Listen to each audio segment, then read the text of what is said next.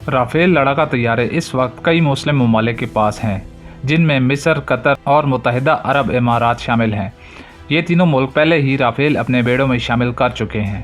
اگر مستقبل میں سعودی عرب اور پاکستان کے درمیان فوجی تعاون یا ٹریننگ کا معاہدہ ہوتا ہے تو پاکستانی فضائیہ کو ایک بڑا موقع ملے گا، کیونکہ جب پاکستان ان ملکوں کے پائلٹس کو تربیت دے گا تو ساتھ ہی پاکستانی پائلٹ رافیل جیٹ کے بارے میں بھی براہ راست سیکھ سکیں گے۔ پاکستانی پائلٹ رافیل کے طریقہ استعمال، اس کی طاقت اور کمزوریوں کو بہتر طریقے سے جان سکیں گے۔ تکنیکی عملہ یہ سمجھے گا کہ رافیل کی دیکھ بھال اور پروازوں کا نظام کیسے چلتا ہے۔